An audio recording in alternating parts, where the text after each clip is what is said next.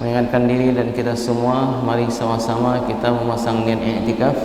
Nawaitu al-i'tikaf fi hadzal masjid lillahi ta'ala.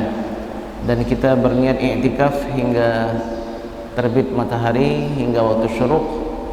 Lalu 15 menit setelahnya kita akan melaksanakan solat sunat syuruk insyaallah. Bapak-bapak sekalian, ada 3 hadis seputar Ramadan yang kata-katanya itu mirip. Ketiga hadis ini semuanya sahih. Jadi menarik untuk kita kaji. Yang pertama, man shoma ramadhana imanan wa ihtisaban ghufira lahu ma taqaddama min dhanbih. Barang siapa yang berpuasa di bulan Ramadan karena keimanan dia melakukan puasa, wa ihtisaban, dan hanya mengharapkan balasan dari Allah Subhanahu wa taala, maka akan diampuni dosa-dosanya yang telah berlalu. Hadis kedua, man qama ramadhana imanan wa ihtisaban ghufira lahu ma taqaddama min dhanbih. Barang siapa yang qiyam Ramadan, ini perlu diingat sekalian, siapa yang qiyam Ramadan. Ramadan itu 1 hari, 2 hari, atau 1 bulan? 1 bulan. Jadi orang yang qiyam Ramadan, yang tarawihnya hanya 5 malam 7 malam, nggak masuk sini.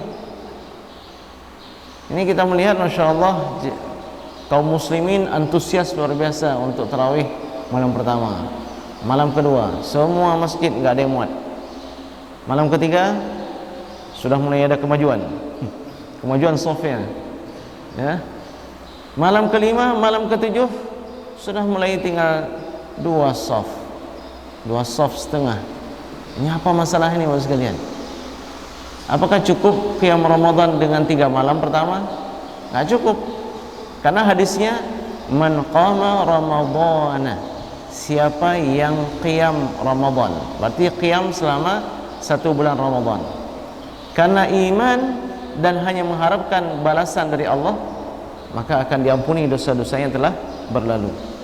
Hadis yang ketiga, man qama lailatul qadri, siapa yang qiyam Ramadan di malam Lailatul Qadar. Ini khusus karena imanan wa ihtisaban, juga ghufira lahu ma taqaddama min dzambih, akan diampuni dosa-dosanya yang telah berlalu. Jadi Bapak sekalian, apa maksud imanan wa ihtisaban? Karena syaratnya bukan hanya sekedar puasa Ramadan, bukan hanya sekedar qiyam Ramadan, bukan hanya sekedar qiyam Lailatul Qadar, tapi harus ada imanan wa ihtisaban. Imanan ternyata dia punya keyakinan bahwa ini perintah dari Allah Subhanahu wa taala. Mana buktinya? Ya, Allah Subhanahu wa taala dalam surah Al-Baqarah 183 memanggil dengan panggilan apa? Panggilan keimanan. Ya ayyuhalladzina amanu kutiba alaikumus syiyam. Kenapa ya ayyuhalladzina amanu, bukan ya ayyuhalladzina aslamu? Karena enggak semua orang sanggup berpuasa. Yang sanggup berpuasa itu yang punya keimanan. Kemudian menariknya lagi, puasa yang disebutkan di sini menggunakan kata apa? Siyam. Ya kan? Ya ayyuhalladzina amanu kutiba alaikumus syiyam. Padahal puasa juga digunakan kata saum. Saum itu berapa huruf? 3 huruf. Shad, waw, mim. Saumun. Tapi yang dalam Al-Quran, dalam surah Al-Baqarah, yang Allah perintahkan orang-orang yang beriman bukan saum tapi siyam. Berapa banyak hurufnya? Shad, ya, alif, mim. Siyam.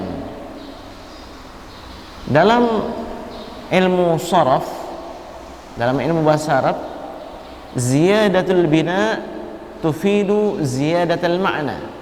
Bertambahnya huruf menunjukkan ada bertambah makna. Persis dulu kita pernah mengkaji Rahim dengan Rahman. Kedua-duanya dari kata Rahimun, sayang. Rahim maha penyayang, Rahman juga maha penyayang. Tapi sebenarnya ada maksud yang khusus ini, Rahim dan Rahman. Mana lebih banyak hurufnya? Rahim, Ra, Ha, Ya, Mim. Rahim. Kalau Rahman, Ra, Ha, Mim, dasarnya ada alif. Rahman, panjangnya. Rahman, Nun, Rahman. Berarti ada 5 huruf. Apa dikatakan oleh para ulama? Rahman punya makna yang lebih dibandingkan dengan Rahim. Bahwa kasih sayang Allah Subhanahu wa taala pada Rahim hebat, tapi pada Rahman lebih hebat. Sehingga sebagian ulama mengatakan Rahim ini rahmat yang khusus hanya pada orang beriman nanti di hari kiamat. Sedangkan Rahman kasih sayang Allah di dunia dan di akhirat. Orang-orang kafir kok menikmati hidup di dunia ini, makan dan minum, membangun proyek, membangun rumah, membangun pabrik dan seterusnya. Kok bisa mereka bahagia padahal mereka kafir kepada Allah Subhanahu wa taala. Mereka enggak salat, mereka enggak puasa. Ternyata mereka mendapatkan bagian kasih sayang Allah melalui sifat Rahman. Jadi Rahman lebih daripada Rahim. Begitu juga saum dengan siam. Siam itu lebih daripada saum. Saum itu menahan diri dari makan dan minum. Tapi kalau siam menahan diri dari yang membatalkan puasa dan dari segala yang membatalkan pahala puasa. Yang Allah perintahkan bagaimana? Perintah untuk saum atau untuk siam? Untuk siam. Maka panggilannya ya ayyuhalladzina amanu. Seruannya ya ayyuhalladzina amanu. Karena yang mampu melakukan siam ini bukan sembarang orang, tapi mereka yang sudah punya iman. Sejauh mana ketinggian iman seseorang, maka setinggi itu pula kualitas daripada siam yang dapat dia peroleh.